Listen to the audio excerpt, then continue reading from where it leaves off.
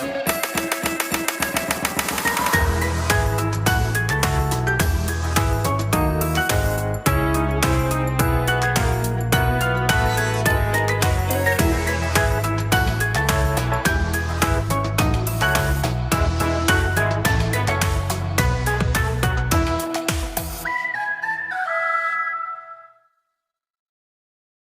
guys, Mario here, and welcome to the second part of my Mario Kart 8 Deluxe track reviews.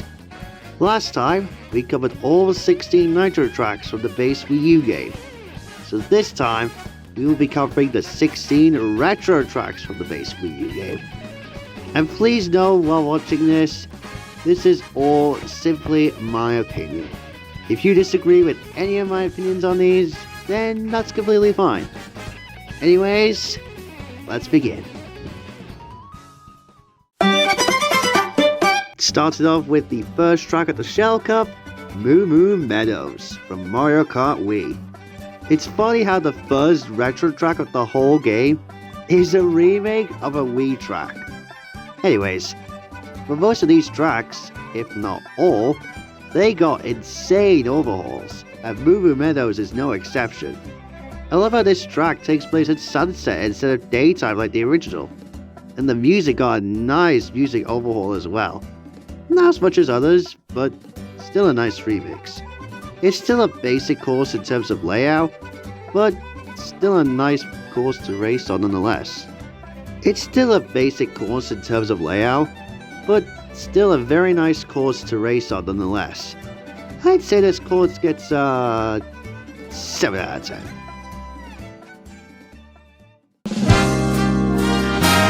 Yes, I know, another Mario circuit. Like we haven't had enough of those already. But in all seriousness though, GBA Mario Circuit has really resonated with me over time. I love how there's now a section of the track lifted up into the air in an excuse to use anti-gravity. But aside from that, this is a solid track. 7 out of 10. You know, when I played this game for the first time last year, and when I got to Cheep Cheep Beach, I was like, I'm sure I recognize this track. And sure enough, I did. It was from the very first Mario Kart game I ever had, Mario Kart DS. And my god, what a glow up this one got. The music for one is a bop. I love the usage of steel drums in the music. Makes it all the more tropical. I also like how there's now sections where you get to drive under the water to grab more coins. Even if they are still kinda pointless as an item, as they're literally scattered across all of the tracks in this game. Anyways, this track is just a vibes track to race on, and a very nice return. A solid 8 out of 10.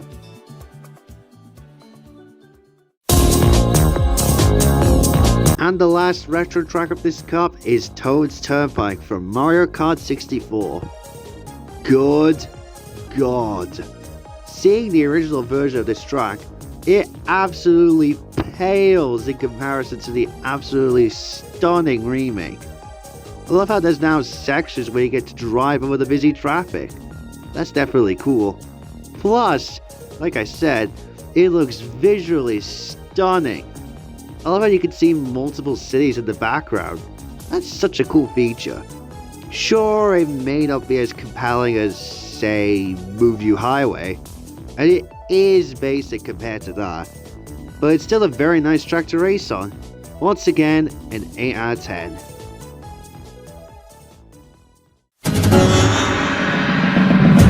Kicking off the Banana Cup is GCN Dry Desert.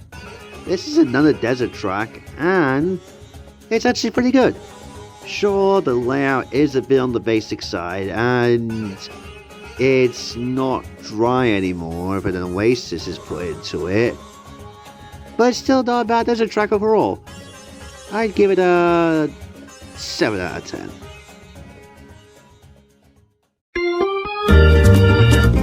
Our first SNES track of this game is Donut Plains 3.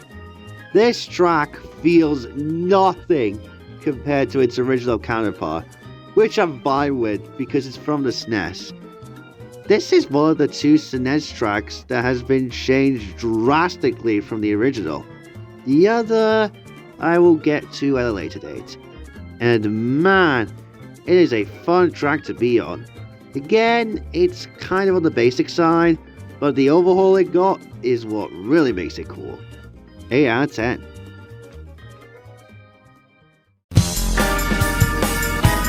What is it with N64 and some GBA tracks getting such cool overhauls?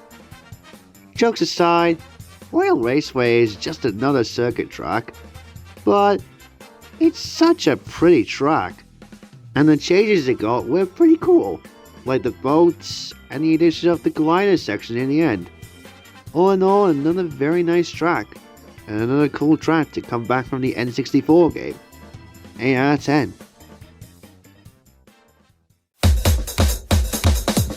Never thought this track would make a comeback.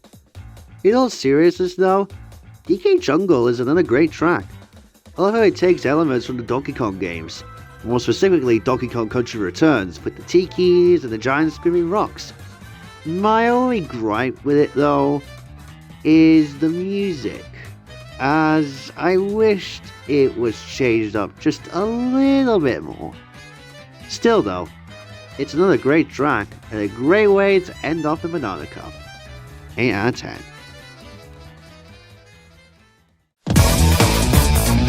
Ah yes, the Leaf Cup. One of my formidable rivals in 200cc. Jokes aside though, it starts off really well with DS Wario Stadium. Good lord, going back to the original version of this track on the DS, it feels nothing compared to the remake in this game. I love the addition of the anti-gravity section towards the end of the course. I even like the additional underwater sections as well. The music is also very good as well. Not much to say other than it's another great DS track to come back. 8 out of 10. Would have liked to see the N64 version of Sherbet Land come back, but GCN Sherbet Land is still quite good as well. I love how this remake takes place at night instead of daytime like in the original. Sure, it's odd, but it's cool to see. The music also has that Christmassy vibe to it as well. Not sure why, but it does. And trust me, this isn't the last time we're going to see a Christmas themed track in Mario Kart. All in all, while I would prefer the N64 version of Sherbet Land to come back, Double Dash's version of Sherbet Land in this game is still very nice. 7.5 out of 10. Up next is 3DS Music Park, or Melody Motorway as us Brits call it. Kind of a clunky name in my opinion. I much prefer to call it by its proper name. Anyway, Music Park is such a cool track to be on.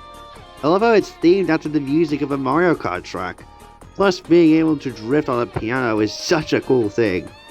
And yes, I'm just gonna say it, this track, along with DS Wario Stadium, were a pain to get through on 200cc. I'm never going through that stress again. Anyway, this track is yet again another nice one to come back from Mario Kart 7. 8 out of 10.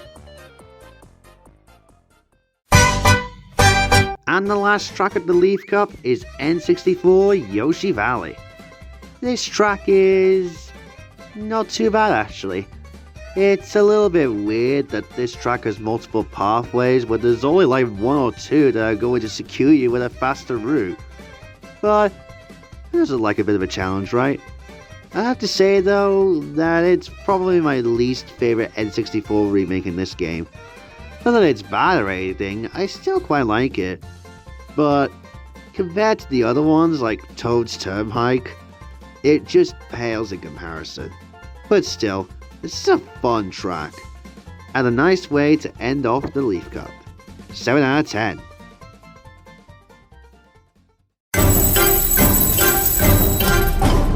Kicking off the Lightning Cup is Tick Tock Clock from Mario Kart DS.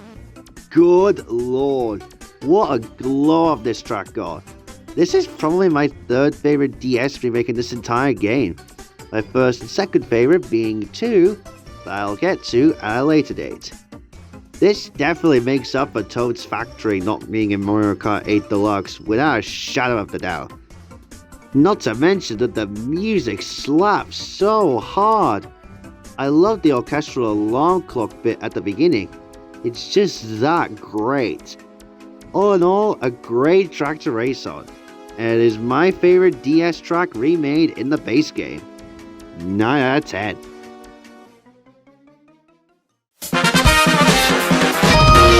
Up next, we have Piranha Plant Slide. This is another great remake, but the track itself is really cool as it takes inspiration from the underground levels of the 2D platformers, more specifically the original Super Mario Bros. Game. It almost makes you feel like you're driving through a 3D version of a 2D level, not to mention that the music slaps with the usage of those trumpets. All in all, another great track to race on. That is one of the best 3DS remakes in the whole game. 9 out of 10. Next is Wii Grumble Volcano. I don't know why, but this version feels a lot more grittier than the original. It's not a bad thing per se, but it's just something that makes this remake so unique in its own right. So, like with DK Jungle, I wish the music was changed just a bit more. Other than that, it's still a very cool track to bring back from Mario Kart Wii. 7 out of 10.